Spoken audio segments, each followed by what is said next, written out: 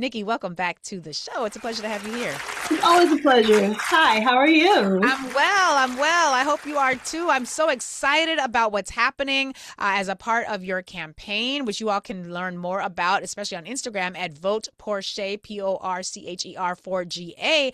Talk to us about this latest tool you are releasing, this Georgia Labor Wrapped, and what does it mean for the people in Georgia, and what can the rest of us who are concerned about the labor conditions in our country learn from how you guys are moving right now? Yeah, so you know I'm an educator, so I'm always going to educate us to make sure that we know exactly what we're talking about. In That's December, we launched a labor wrap report because the numbers just were not coming out from Washington. We were told these same numbers that were happening in August were new numbers in December, and they just were not the truth. So that's what that is. However, earlier this week, the Department of Labor and the Bureau of Statistics released a new upset number database, right? Keeps telling us that it's getting better for us. We're going to be able to afford. And there are still 7.5 million people without jobs. Mm. 7.5 million people without jobs, but they want us to be excited because they added 50,000 new jobs to the ecosystem. That's a problem. Yeah. So Yeah. we're making sure that people are understanding exactly how the Department of Labor really touches every piece of your life. I was at an event earlier today and I was letting people know, like, hey, this is a position that you should pay attention to. And he told me, well, that's not an important race. I'm really not paying attention to that. And I said, the Mm. Department of Labor is an important race, and they're hoping that nobody pays attention to it so that they're able to keep doing what is happening in our economic development, and in our workforce development, and our job creation, and also in our child care and our housing, even in our health insurance. It's all connected. Wow, this is important. And anytime someone says, "Oh, I'm not worried about that race," I'm like, "Oh my God, just can we have tea? Can we just talk for a little bit? Can I just share with you why you should care?" There's not a if it's on the ballot, it's something you should care about. And this Georgia, the labor report, the you call it the Georgia Labor Wrapped. I assume that that was sort of in the tradition of the Spotify Wrapped, that picking up on that social media, or not social media, but more of that cultural Yeah. norm that we now have embraced in our society. We all know the Spotify Wrapped record means a lot of things. We know how we feel about Spotify. We get it. We got it. But what are some of the highlights that you covered in your Georgia Labor Wrapped? And shout out to you for a great framework for putting this information in. What were some of the things that you wanted Georgians to know about the labor conditions in your state? So we want them to know that exactly how much childcare is costing people, right? We know that people are saying, I wish I can get a job, but I cannot find anybody to watch my kid. Childcare is going up to $900 a month. That's some people's rent. And what they're finding out is that they don't want to find a job just to give it to childcare. Also, the average earning was 34.6. I'm sorry, $34.64. I got stats in my head. I apologize. $34.64. And even with that, we're finding out that there's a benefits cliff happening with a lot of our employees. They're qualifying for better jobs. However, that takes them away from the service and the assistance that they were receiving, and it still has put them in the hole. So if I am a single mom of two kids and I'm working a job and I get a promotion, a raise, but I'm also getting SNAP benefits, I'm also getting child care assistance, my raise will move me out of that. I'm still not able to afford to live with my two kids, but now because on paper I make this amount, I'm no longer able to get these things. Wow. And that's something that so many people experience. Too poor to be, I don't want to even say too poor to be rich, too poor to get your needs met, but too able to get your needs met that you can't qualify for the support you need because you're still poor. What was happening when it came to layoffs and closures and some of the worker impact that you all saw? We heard at the beginning of the year, not just in Georgia, but all across the nation, there were over 100 companies that had issued warn notices. You guys may recall that the warn notices are basically when companies of a certain size are laying off 50 or more people and are going to have a certain impact in the local community. They have to give you advance notice. You all had some of that taking place as well in Georgia. Nikki, what should we know about that? Yeah, so a little under 30,000 Georgians lost their jobs last year because Dang. of the war notice. And that's just the ones that are documented. Like you mentioned, if you are laying off 50 or more is when you have to report it. So if you're laying off 49, you don't have to report that to the Department of Labor. And we don't know Wow. who has been laid off. So this is a guesstimate number of just what we have on record. But we do know, we see what's happening in the economy, what's happening in retail, even what's happening in grocery stores. There's more people who are laid off that we just are not getting the reports and the numbers on.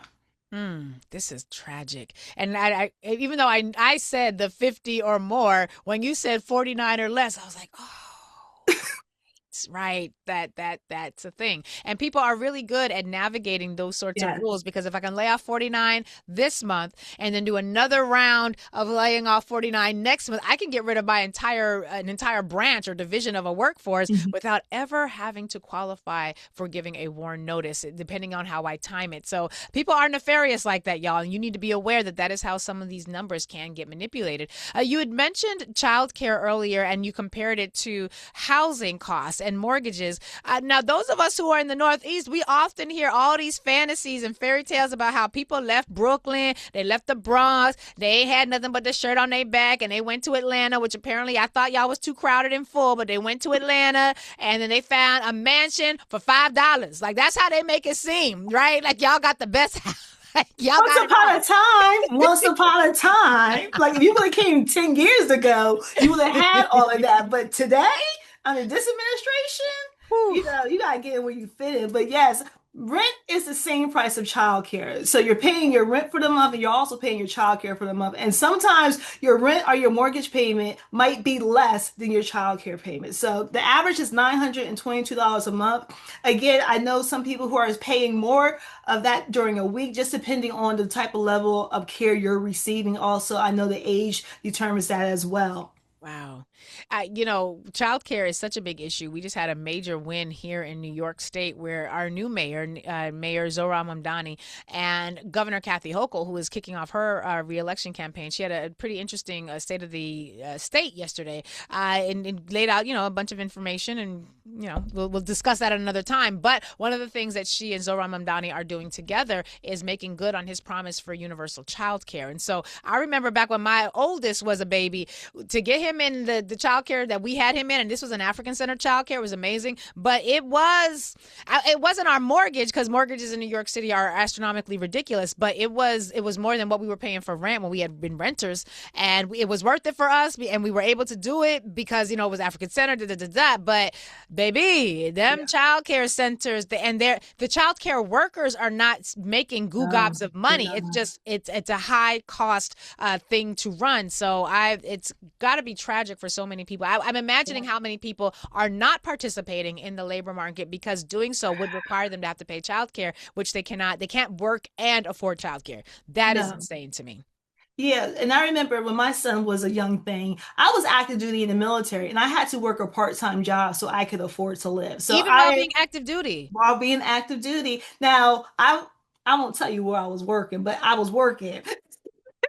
And it Look, was we don't need to know all the things, Nikki Porcher. right. Save But some, the share thing some, is, I child. had to work full time, active duty, and then I had to find a babysitter to watch my son while I went to work after work just so I could afford to live. And this was in Georgia, and this is the early 2000s. So Mm. it's still a problem here in Georgia, which is part of the reason why I'm running, because 20 years later, we still have a lot of people who are facing the same challenges that I faced 20 years ago. And that's just ridiculous. And that's because we had the same administration working in this state, the same party ruling the state for the last 20 years, and it shows. Hmm. So for people who are hearing this, then they're like, "Oh my God, I had no idea." And if it's like this in Georgia, what is it like in my state? Is this the sort of information we should be getting from our Department of Labor? I don't recall my department, and maybe I'm not following close enough. I definitely will increase my attention paying. But is this the sort of information that we should be getting from our Department of Yes. Labor commissioners? And what role does this agency play for people who are not familiar? What Mhm, role mhm. does this agency play in our lives? So talk to that person who said they're not concerned about this particular Yeah. race. Why should they be? So Georgia is one of the four states that gets to elect their labor commissioners. So in all the other 46 states, their labor commissioner is appointed by the governor. So if you Mm. have problems with your governor, you're probably having problems with your Department of Labor and your labor commissioner. Now, each state is supposed to post their unemployment rates